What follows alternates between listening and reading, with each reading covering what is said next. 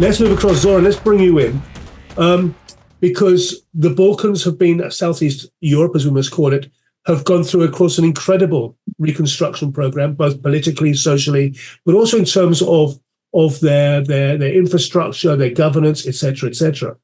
So tell us a bit about the work that you're involved in, University of Belgrade. You have, of course, you're part of a global network. Tell us a bit about the work that you're doing there, please.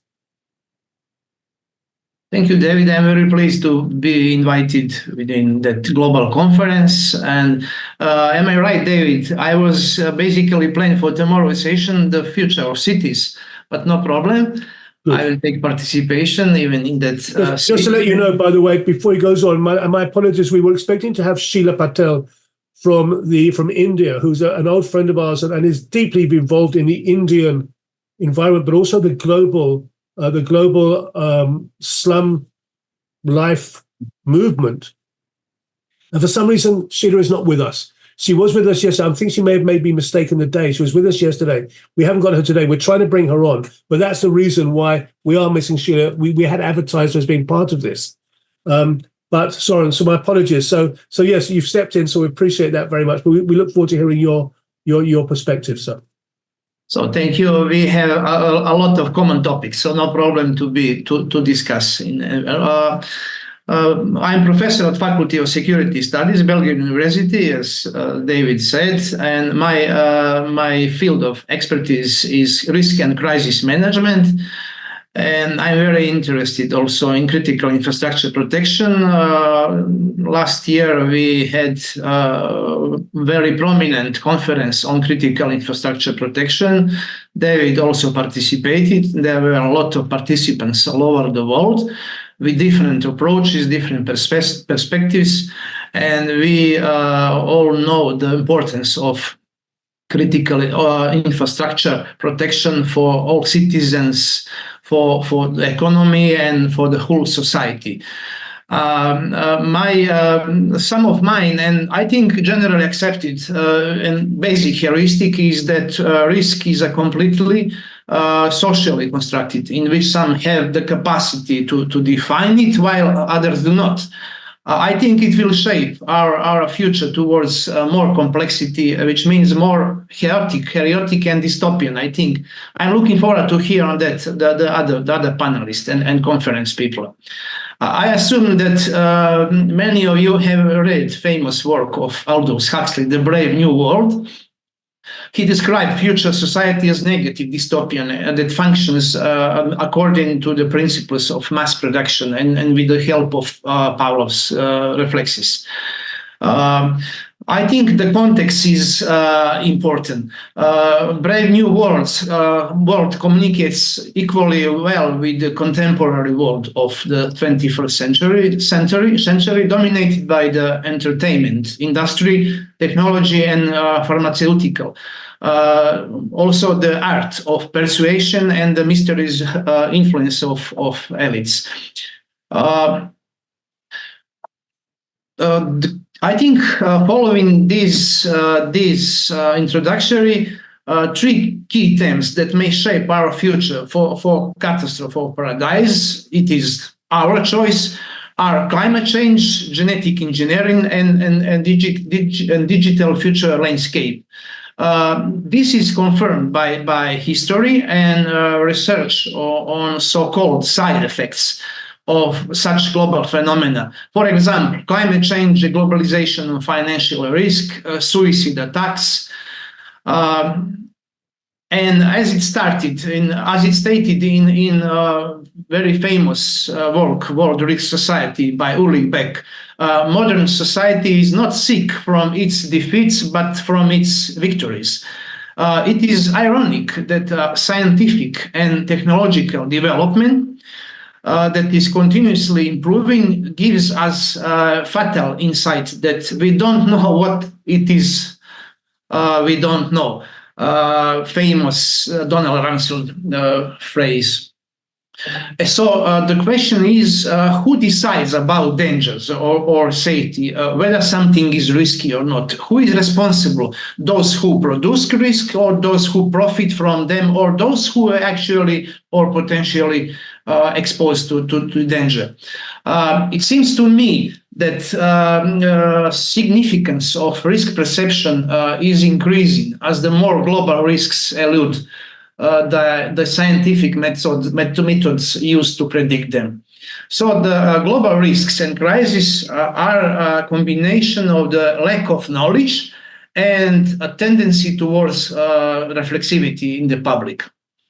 If we look at the history of pandemics for the last epidemics for the last 20 years, the possibility of pandemic should not have been a surprise. It is generally accepted that there will be another pandemics in the future. It is possible, but not predictable, that a more little coronavirus strain could emerge. The claims have emerged in the World Economic Forum in 2024 that 20 times more deadly pandemic will emerge. Climate change, genetic engineering, and artificial intelligence are supposed to provide, I think, pandemics more opportunities and acceleration rate to occur. In spite of digital environment and AI future, a clash of risk culture is at work. So there is a gap between expert assessment and public perception.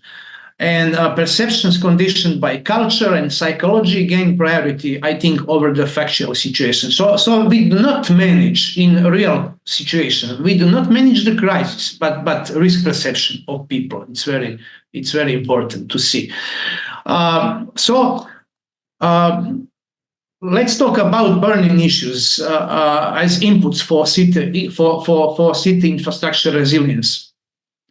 What are we most afraid of living in urban areas? The statistics for the year introduce us to the current problems or cities. The largest percentages, almost 70% of residents of Europe are very worried or even horrified by the following: climate change, immigrants, and AI. The last two will take over many positions for work and income, so citizens are naturally worried about their own. When it comes to Belgrade and our region also, urban area in southeastern Europe, the majority of problems stems from fractured infrastructure, let's say structural challenges. We can mention air pollution. When you talk about Belgrade, it is one of the biggest in Europe and often on a global level, the worst air in the world according to World Pollution List.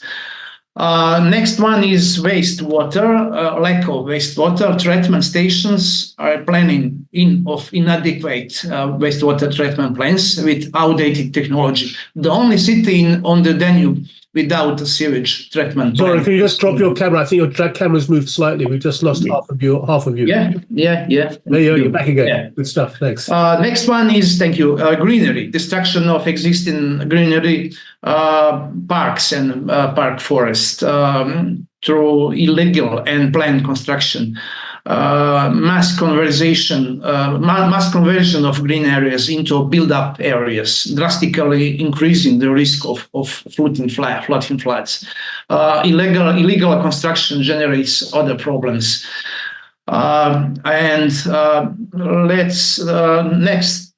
Next point is non-structural challenges which are present in our environment.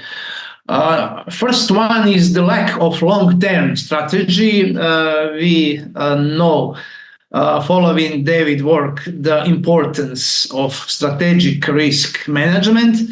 So what does it mean in terms of the lack of long-term strategy? Existing urban security standards largely frame resilience in relation to physical assets, such as infrastructures and buildings.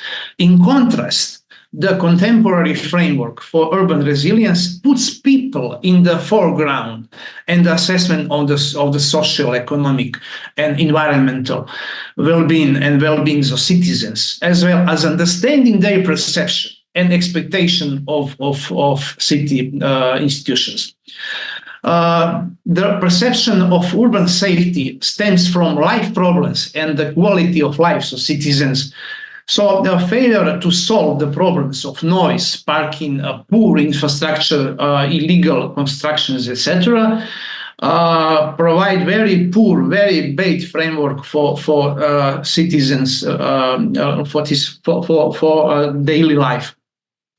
And economic, environmental, and other shocks and extraordinary events affect citizens with low incomes and living standards the most, which generates additional inequalities. They multiply in crisis situation with the possibility of turning into social unrest and mass protests.